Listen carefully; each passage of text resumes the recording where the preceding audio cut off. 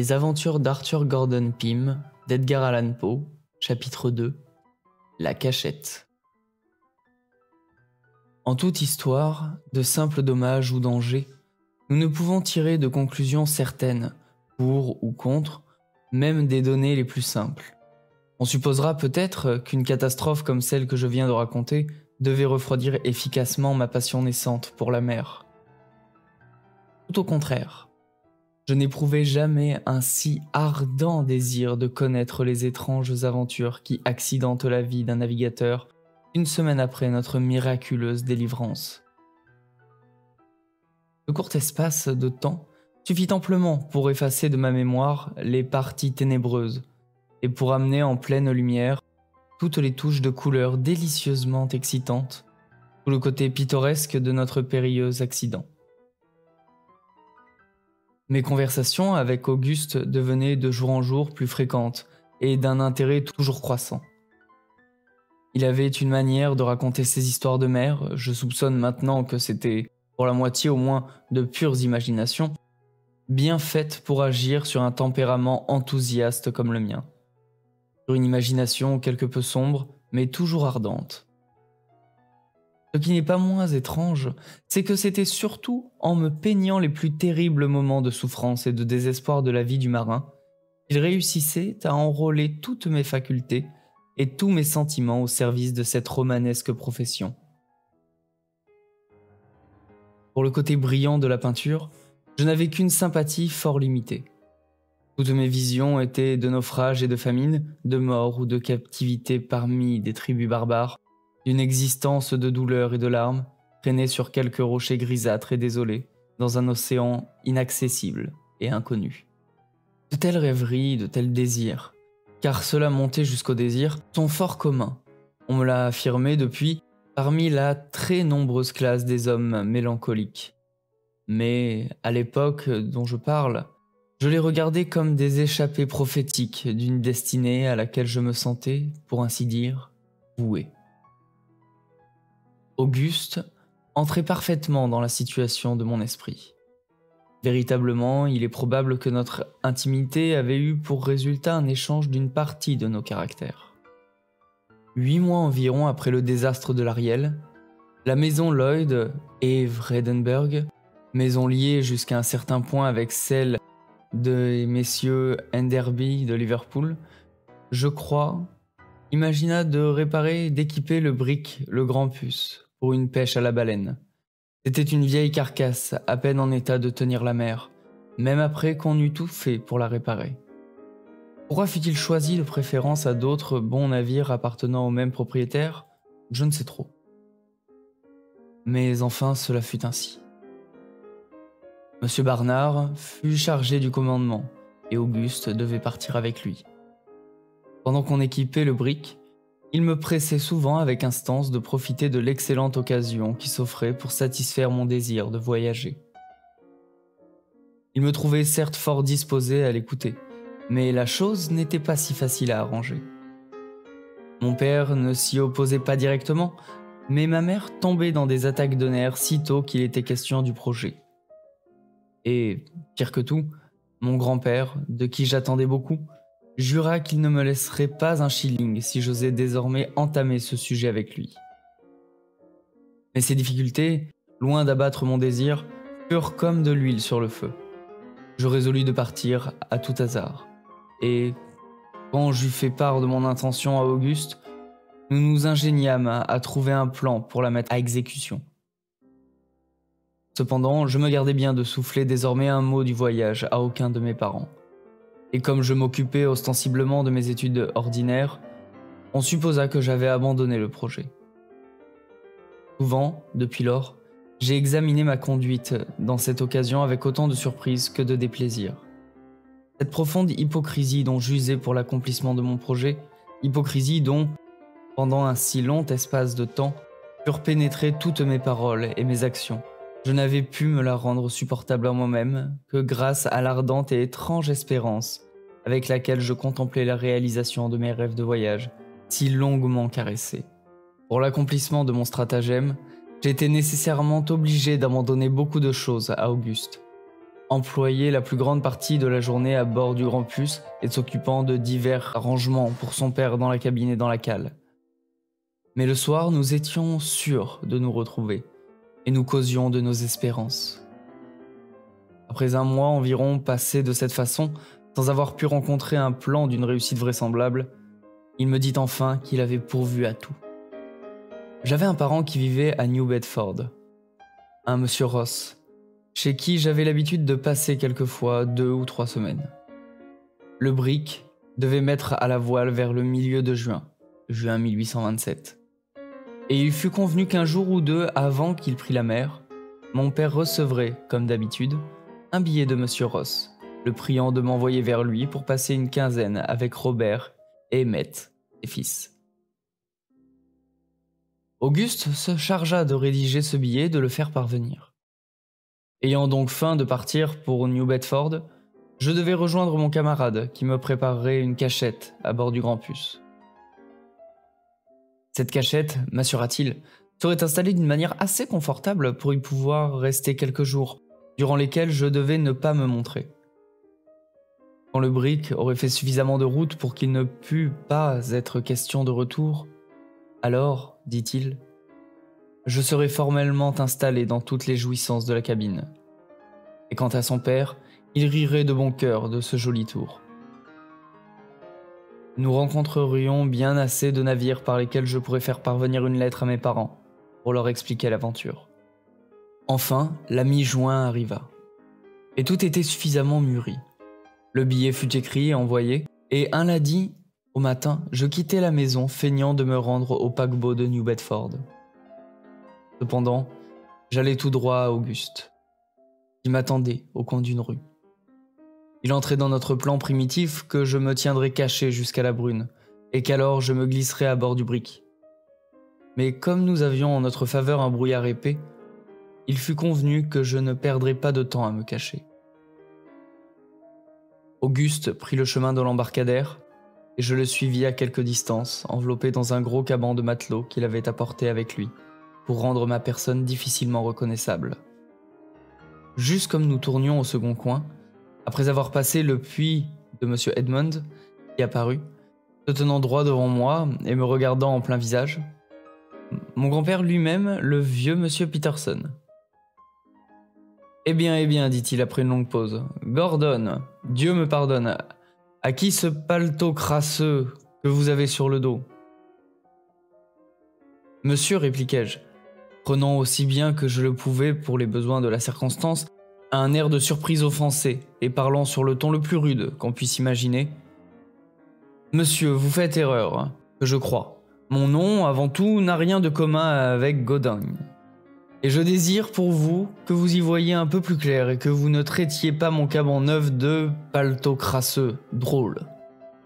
Je ne sais comment je me retins d'éclater de rire en voyant la manière bizarre dont le vieux gentleman reçut cette belle rebuffade.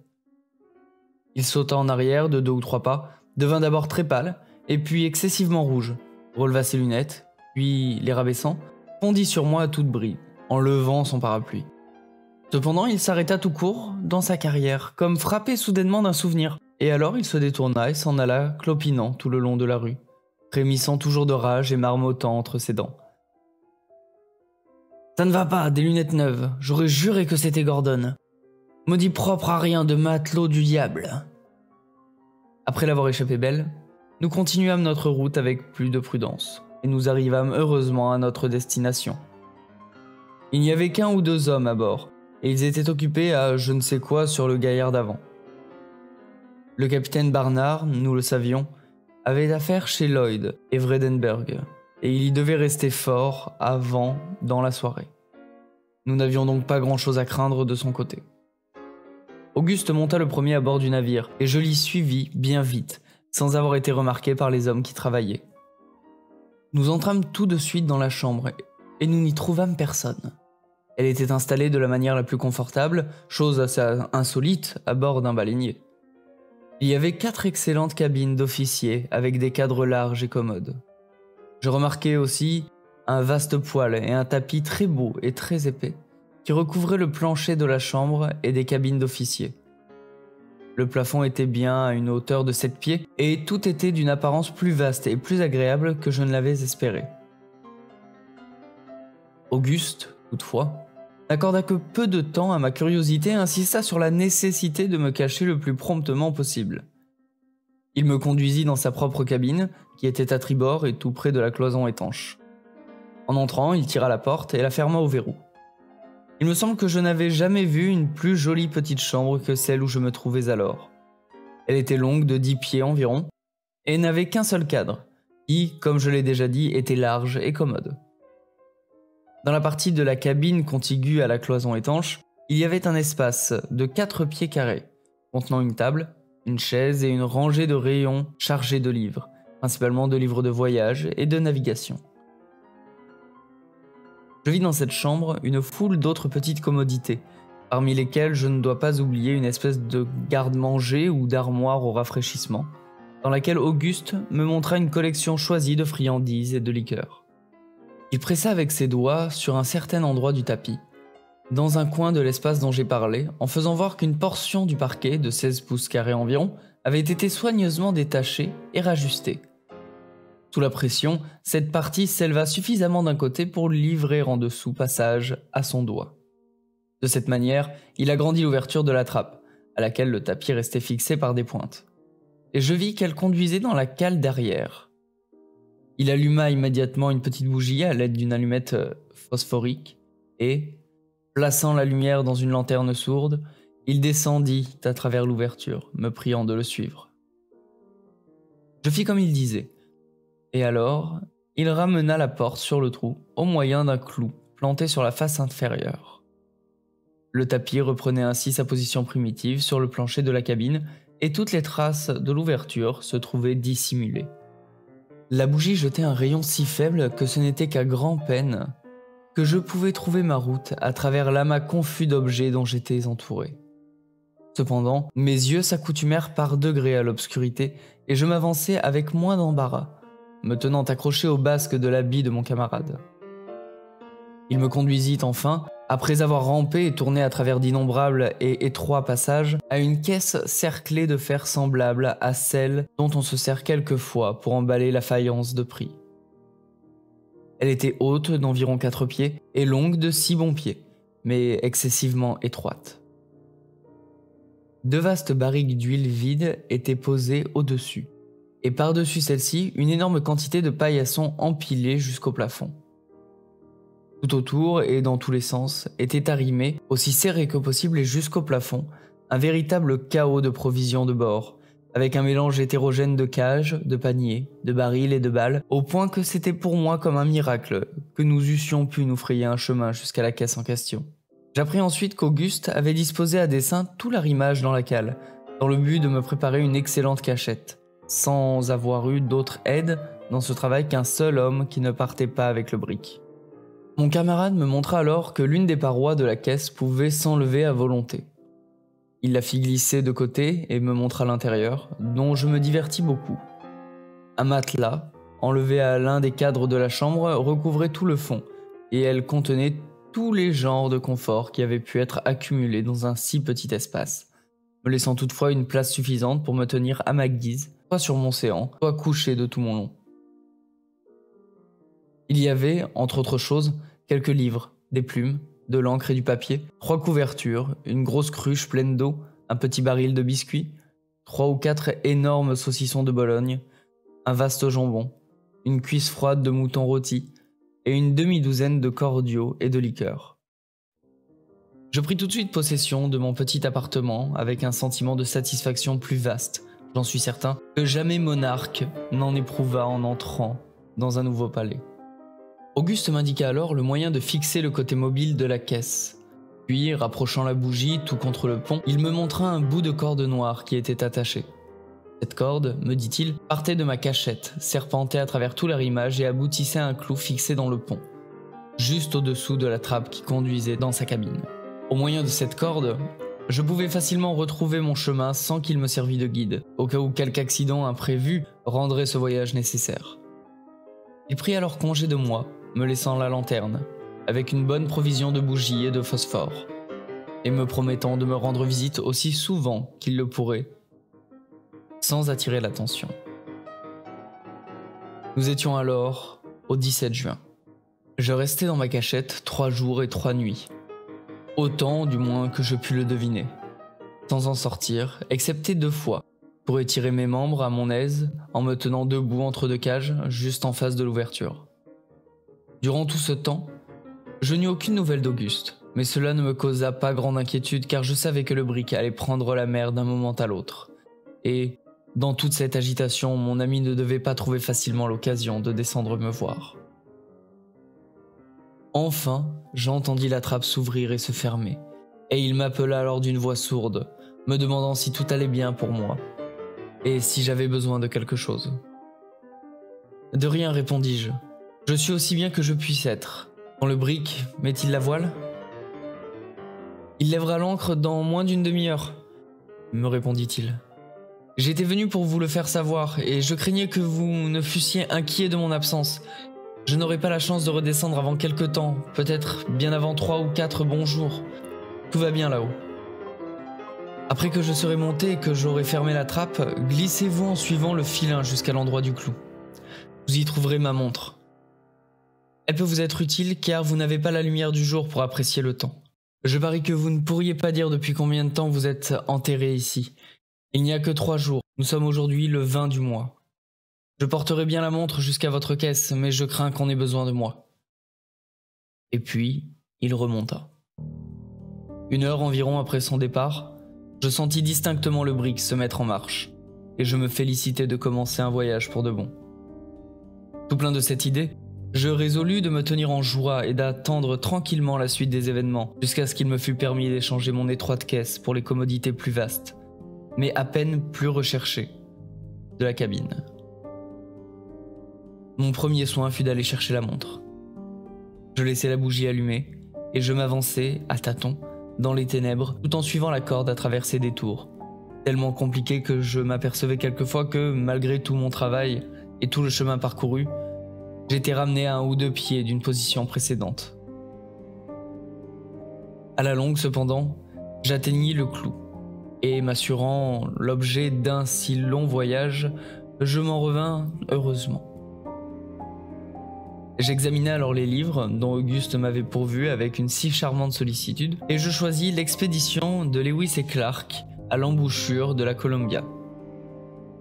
Je m'en amusai pendant quelque temps et puis, sentant mes yeux s'assoupir, j'éteignis soigneusement la bougie et je tombai bientôt dans un profond sommeil. En m'éveillant, je me sentis l'esprit singulièrement brouillé et il s'écoula quelque temps avant que je pusse me rappeler les diverses circonstances de ma situation. Peu à peu, toutefois, je me souvins de tout. Je fis de la lumière et je regardai la montre, mais elle s'était arrêtée. Je n'avais donc aucun moyen d'apprécier combien de temps avait duré mon sommeil. Mes membres étaient brisés par des crampes et je fus obligé, pour les soulager, de me tenir debout entre les cages. Comme je me sentis alors pris d'une faim presque dévorante, je pensais au mouton froid dont j'avais mangé un morceau avant de m'endormir et que j'avais trouvé excellent. Mais quel fut mon étonnement en découvrant qu'il était dans un état de complète putréfaction. Cette circonstance me causa une grande inquiétude, car, rapprochant ceci du désordre d'esprit que j'avais senti en m'éveillant, je commençais à croire que j'avais dû dormir pendant une période de temps tout à fait insolite. L'atmosphère épaisse de la cale y était peut-être bien pour quelque chose, et pouvait, à la longue, amener les plus déplorables résultats. Ma tête me faisait excessivement souffrir. Il me semblait que je ne pouvais tirer ma respiration qu'avec difficulté, et enfin j'étais comme oppressé par une foule de sensations mélancoliques. Cependant, je n'osais pas me hasarder à ouvrir la trappe, ou à tenter quelque autre moyen qui aurait pu causer du trouble. Et ayant simplement remonté la montre, je fis mon possible pour me résigner. En long espace de 24 insupportables heures, personne ne vint à mon secours, et je ne pouvais m'empêcher d'accuser Auguste de la plus grossière indifférence. Ce qui m'alarmait principalement, c'était que l'eau de ma cruche était réduite à presque une demi-pinte, et que je souffrais beaucoup de la soif, ayant copieusement mangé du saucisson de Bologne après la perte de mon mouton. Je devins excessivement inquiet, et je ne pris plus aucun intérêt à mes livres. J'étais dominé aussi par un désir étonnant de sommeil, et je tremblais à l'idée de m'y abandonner, de peur qu'il n'existât dans l'air renfermé de la cale quelque influence pernicieuse, comme celle du charbon en ignition. Cependant, le roulis du brick me prouvait que nous étions en plein océan, et un bruit sourd, un ronflement, qui arrivait à mes oreilles comme d'une immense distance, me convainquait que la brise qui soufflait n'était pas une brise ordinaire. Je ne pouvais imaginer aucune raison pour expliquer l'absence d'Auguste. Nous étions certainement assez avancés dans la route pour me permettre de monter sur le pont. Il pouvait lui être arrivé quelque accident, mais je n'en conjecturais aucun qui m'expliquât comment il me laissait si longtemps prisonnier. Sauf qu'il fût mort, subitement, ou qu'il fût tombé par-dessus bord. À m'appesantir sur une pareille idée quelques secondes seulement, était pour moi chose insupportable. Il était encore possible que nous eussions été abattus par les vents de boue et que nous fussions encore à proximité de Nantucket. Mais je fus bientôt obligé de renoncer à cette idée. Car si tel eût été le cas, le brick aurait souvent viré de bord. Et j'étais parfaitement convaincu, d'après son inclinaison continuelle sur bâbord, qu'il avait fait route tout le temps avec une brise faite à tribord. D'ailleurs, en accordant que nous fussions toujours dans le voisinage de l'île, Auguste n'aurait-il pas dû me rendre visite et m'informer de la situation ?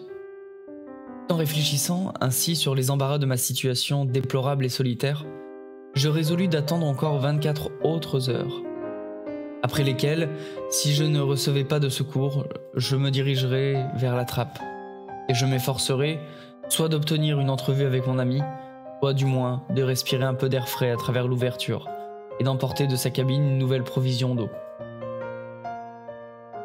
Pendant que je m'occupais de cette idée, je tombais, malgré toute ma résistance, dans un profond sommeil, ou plutôt dans une espèce de torpeur. Mes rêves étaient de la nature la plus terrible. Tous les genres de calamités et d'horreurs s'abattirent sur moi. Entre autres misères, je me sentais étouffé, jusqu'à la mort, sous d'énormes oreillers, par des démons de l'aspect le plus sinistre et le plus féroce. D'immenses serpents me tenaient dans leurs étreintes et me regardaient ardemment au visage avec des yeux affreusement brillants. Et puis des déserts sans limite et du caractère le plus désespéré, le plus chargé d'effroi, se projetaient devant moi. De gigantesques troncs d'arbres grisâtres, sans feuilles, se dressaient, comme une procession sans fin, aussi loin que mon œil pouvait atteindre. Leurs racines étaient noyées dans d'immenses marécages dont les eaux s'étalaient au loin, affreusement noirs, sinistres et terribles dans leur immobilité. Et les étranges arbres semblaient doués d'une vitalité humaine, et agitant çà et là leurs bras de squelettes, demandaient grâce aux eaux silencieuses et criaient miséricorde avec l'accent vibrant, perçant, du désespoir et de l'agonie la plus aiguë. Et puis la scène changeait, et je me trouvais debout, nu et seul, dans les sables brûlants du Sahara. À mes pieds gisait, blotti et ramassé, un lion féroce des tropiques. Soudainement, ses yeux effarés s'ouvraient et tombaient sur moi. D'un bond convulsif, il se dressait sur ses pieds et il découvrait l'horrible rangée de ses dents. Aussitôt, de son rouge gosier jaillissait un rugissement semblable au tonnerre du firmament, et je me jetai impétueusement à terre. Suffoqué par le paroxysme de la terreur, je me sentis enfin éveillé à moitié. Et mon rêve n'était pas tout à fait un rêve. Maintenant, au moins, j'étais en possession de mes sens. Les pattes de quelque énorme et véritable monstre s'appuyaient lourdement sur ma poitrine. Sa chaude haleine soufflait dans mon oreille et ses crocs blancs et sinistres brillaient sur moi à travers l'obscurité. Quand, pour sauver 1000 fois ma vie, je n'aurais eu qu'à remuer un membre ou qu'à prononcer une syllabe, je n'aurais pu ni bouger ni parler. La bête, quelle qu'elle fût, gardait toujours sa position, sans tenter aucune attaque immédiate. Et, moi, je restais couché au-dessous d'elle, dans un état complet d'impuissance, que je croyais tout proche, de la mort. Je sentais que ma faculté physique et spirituelle m'abandonnait rapidement. En un mot, que je me mourais, et que je me mourais de pure terreur. Ma cervelle flottait. La mortelle nausée du vertige m'envahissait, mes yeux me trahissaient, et les globes étincelants dardés sur moi semblaient eux-mêmes s'obscurcir.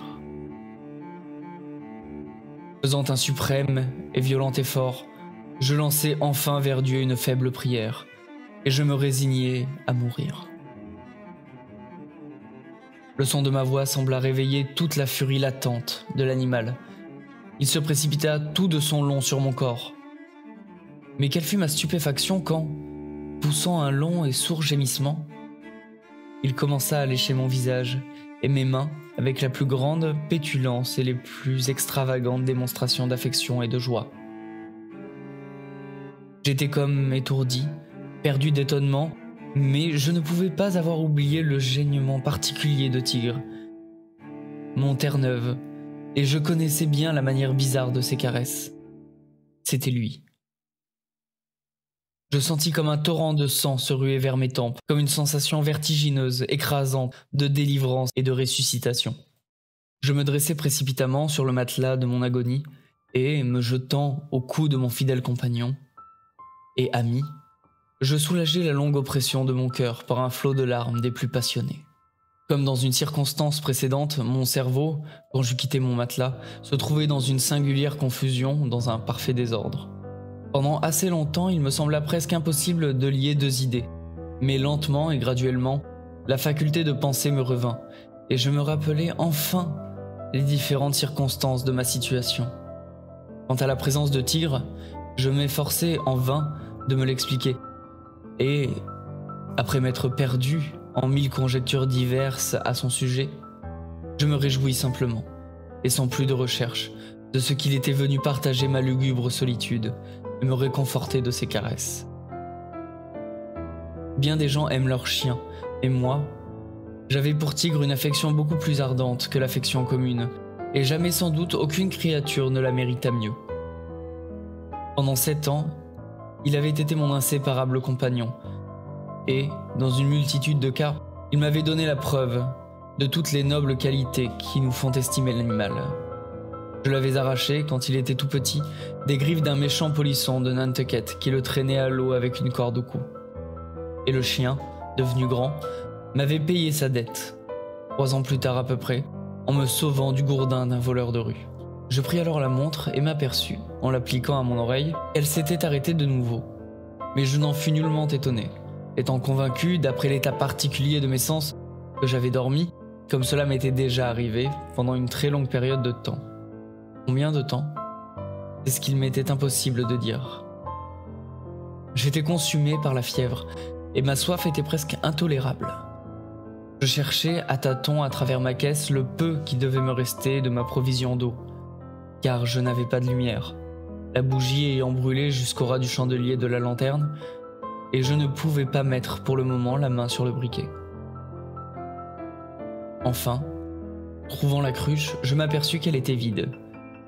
Tigre, sans nul doute, n'avait pas résisté au désir de boire, aussi bien que de dévorer tout le restant du mouton dont l'os se promenait, admirablement nettoyé à l'entrée de ma caisse. Je pouvais faire bon marché de la viande gâtée, mais je sentais le cœur me manquer, rien qu'à l'idée de l'eau. J'étais excessivement faible, si bien qu'au moindre mouvement, au plus léger effort, je tremblais de tout mon corps, comme dans un violent accès de fièvre. Pour ajouter à mes embarras, le brick tanguait et roulait avec une grande violence, et les barriques d'huile placées au-dessus de ma caisse menaçaient à chaque instant de dégringoler et de boucher ainsi l'unique issue de ma cachette. J'éprouvais aussi d'horribles souffrances par suite du mal de mer. Toutes ces considérations me déterminèrent à me diriger à tout hasard vers la trappe et à chercher immédiatement du secours, avant que j'en fusse devenu tout à fait incapable. Cette résolution prise, je cherchai de nouveau à tâtons le phosphore et les bougies. Je découvris le briquet phosphorique, non sans quelque peine, mais ne trouvant pas les bougies aussi vite que je l'espérais, car je me rappelais à peu près l'endroit où je les avais placées. J'abandonnais cette recherche pour le moment et, recommandant à Tigre de se tenir tranquille, je commençais décidément mon voyage vers la trappe. Dans cette tentative, mon extrême faiblesse devint encore plus manifeste. Ce n'était qu'avec la plus grande difficulté que je pouvais me traîner, et très souvent mes membres se dérobaient soudainement sous moi. Puis, tombant prosterné sur le visage, je restais pendant quelques minutes dans un état voisin de l'insensibilité. Cependant, je luttais toujours et j'avançais lentement, tremblante à tout moment de m'évanouir dans le labyrinthe étroit et compliqué de l'arrimage, auquel cas je n'avais d'autre dénouement à attendre que la mort. À la longue, faisant une poussée en avant avec toute l'énergie dont je pouvais disposer, je donnai violemment du front contre l'angle aigu d'une caisse bordée de fer. L'accident ne me causa qu'un étourdissement de quelques instants. Mais je découvris avec un inexprimable chagrin que le roulis, sec et violent du navire, avait jeté la caisse juste en travers de mon chemin, de manière à barricader complètement le passage. En y mettant toute ma force, je ne pus pas la déranger seulement d'un pouce, car elle était très solidement calée entre les caisses environnantes et tous les équipements de bord.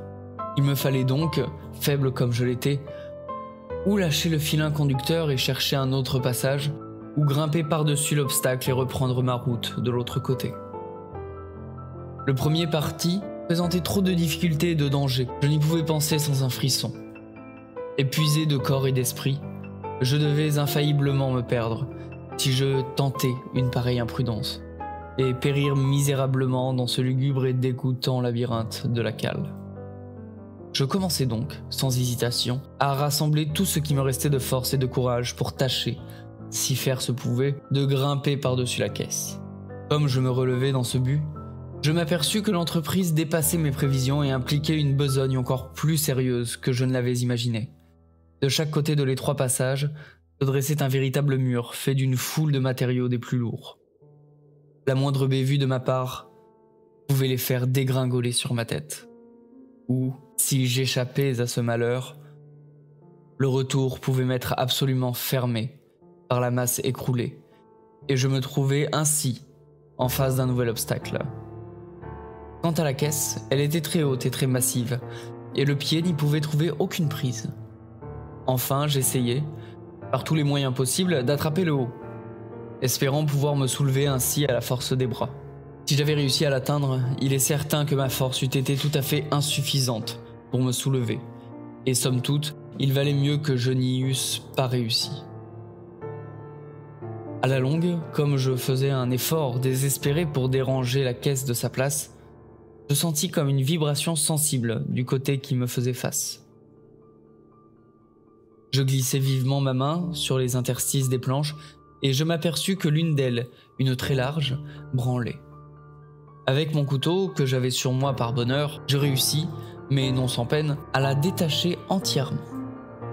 Et, passant à travers l'ouverture, je découvris, à ma grande joie, qu'il n'y avait pas de planche du côté opposé.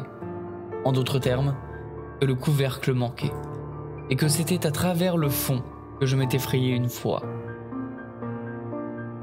Dès lors, je suivis ma ligne sans trop de difficulté, jusqu'à ce qu'enfin j'atteignisse le clou. Je me redressai avec un battement de cœur, et je poussai doucement la porte de la trappe. Elle ne s'éleva pas avec autant de promptitude que je l'avais espéré, et je la poussai avec un peu plus de décision, craignant toujours que quelque autre personne qu'Auguste ne se trouvât en ce moment dans sa cabine. Cependant, la porte, à mon grand étonnement, resta ferme et je devins passablement inquiet, car je savais que primitivement elle cédait sans effort à la moindre pression. Je la poussai vigoureusement, elle ne bougea pas. De toute ma force, et elle ne voulut pas céder. Avec rage, avec furie, avec désespoir, elle défia tous mes efforts.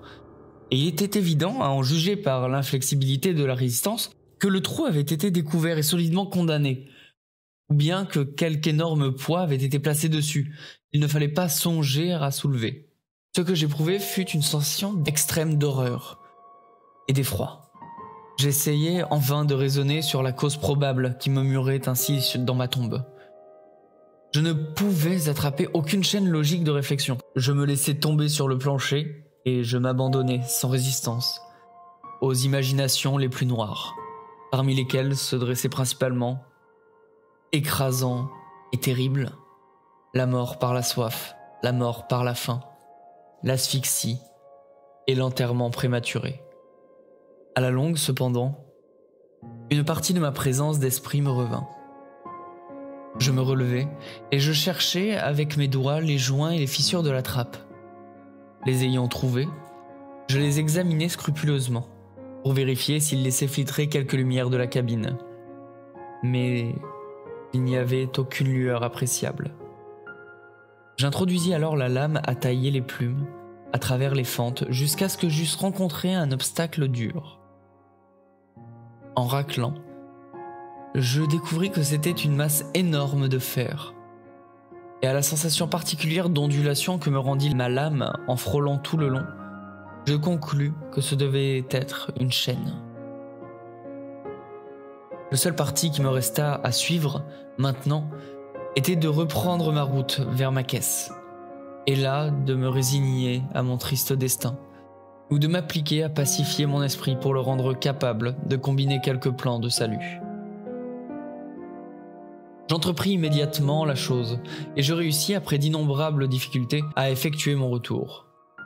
Comme je me laissais tomber, entièrement épuisé, sur mon matelas, Tigre s'étendit tout de son long à mon côté, comme désirant par ses caresses me consoler de toutes les peines et m'exhorter à les supporter avec courage. À la longue, la singularité de sa conduite arrêta fortement mon attention. Après avoir léché mon visage et mes mains pendant quelques minutes, il s'arrêtait tout à coup et poussait un sourd gémissement. Quand j'étendais ma main vers lui, je le trouvais invariablement couché sur le dos, avec ses pattes en l'air.